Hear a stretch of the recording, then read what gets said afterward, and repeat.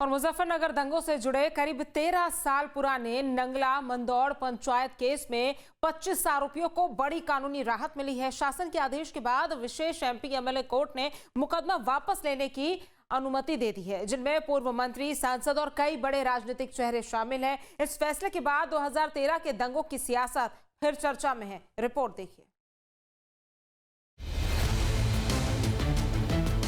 मुजफ्फरनगर के 2013 सांप्रदायिक दंगों से जुड़े एक मामले में 25 आरोपियों को बड़ी राहत मिली है। नंगला मंदौड़ पंचायत केस में शासन के आदेश के बाद विशेष एमपी एमएलए कोर्ट ने मुकदमा वापस लेने की अनुमति दे दी है। इस केस में पूर्व केंद्रीय मंत्री संजीव बालियान, पूर्व मंत्री सुरेश राणा समेत कई बड़े राजनीतिक चेहरे आरोपी थे। दरअसल 31 जुलाई 2013 को नंगला मंदौड़ इंटर कॉलेज के मैदान में महापंचायत हुई थी।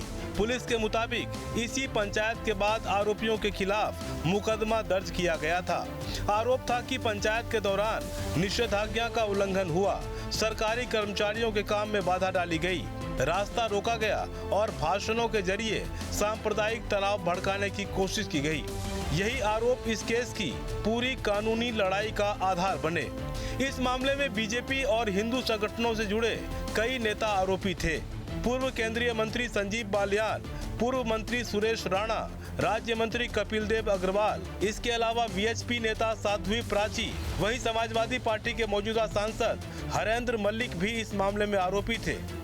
लेकिन अब शासन की ओर से मुकदमा वापस लेने का आदेश आया और विशेष एमपी एमएलए कोर्ट ने अभियोजन को केस वापस लेने की अनुमति दे दी। यानी करीब 13 साल पुराने इस मामले में आरोपियों को बड़ी कानूनी राहत मिली है। नंगला मंदौड़ पंचायत केस को समझने के लिए 2013 के मुजफ्फरनगर दंगों की पृष्ठभूमि भी समझना जरूरी है।